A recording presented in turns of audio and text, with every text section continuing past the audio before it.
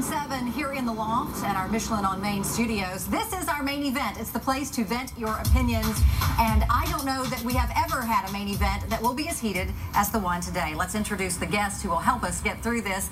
On the far left, we have Jimmy Moore joining us. You might know him from his online Livin' La Vida low-carb diets, right? Welcome to the show. Thank you. No stranger to the show, Miss Roxanne Walker, moving on up the line, opinionated blogger, and to this show for the first time, you've certainly been with us on Channel 7 before, Pastor Curtis Johnson, who you hear on WJMZ. Good morning. Thank you so much, all of you, for joining us, and we are jumping right into these topics. They are heated. I tease them on Facebook, and I thought it was going to shut down my Facebook account. The first one is, and here is the story as I saw it, a Canton, North Carolina church plans to burn Bibles on Halloween. And when I picked my jaw off the floor, this is Amazing Grace Baptist Church in Canton, North Carolina. The pastor is Mark Grizzard, and I had the opportunity to actually spend, I'd say probably around 30 minutes with him on the phone last night. He wants it to be made known a couple of things. One is the link to his website is linked to our website. The second one is that he does not consider the books he is burning a Bible. Reason being, he's burning anything and everything other than the King James Version, it appears to me. So we will start with Pastor Curtis. Please tell us. What the heck?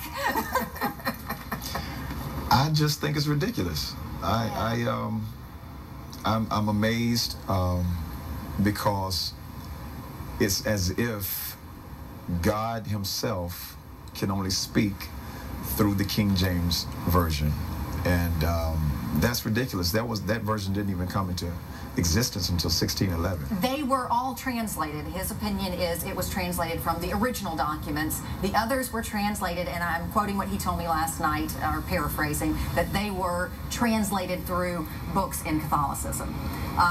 Roxanne Walker, do you know how many members he has in his church? I'd be interested in it. Okay, I want your reaction on camera. Okay. 14 members. Whoa! So, this is a media phenomenon, in other words. So when you say what can 14 members in a Bible burning do, he has going on 75,000 hits to his website. Right. After he picked up the story, and there's another great element to this. They will be serving chicken and all the fixings during the Bible burning. It's a festive occasion. That's critical. Fried chicken. Exactly, which goes to your cause. This is not all they're burning. They are burning rock and roll albums. Right. I've heard of that before. We all have country music albums, Southern gospel albums, and books by even Billy Graham, yeah. Pastor Curtis said, and he's right, I saw it on his website. Right. It's ridiculous. Yeah, I used to work at a Christian radio station back in Virginia, and these kinds of pastors are everywhere. I mean, this is not new, but this is certainly taking it a little more to the extreme, burning the Bibles. That's just, it's a little outrageous. Does anyone here, I mean, I have my own things to answer God one day, right. You know, I'm not proud of any of those things, but does anybody want to be responsible for burning any type of Bible? I just don't think book burning, period, is a good idea. I mean, isn't that why we live in America, so that we can have a diverse array of opinions and religious beliefs and respect each other? Well, and what good does it do? We got to move on to the next. Love. I know. We got to move on to the next topic. I know it's not the last we're going to hear of that. But Rush Limbaugh is wanting to buy an NFL team. Now, let's all think back. He had, oh, wait a minute. You might have blinked and missed it, but he had a brief moment in time where he was a commentator for the NFL, and he said what could, well, you could call it ill-thought remarks at the least. Most people said racist remarks about Donovan McNabb, and now he wants to own a team. How's this going to work? Well, here again, I think, you know, because of the fact we live in a free enterprise system, those who have the money just pretty much have the freedom to do a lot of things that they want. But I really think that if he has the money, he can.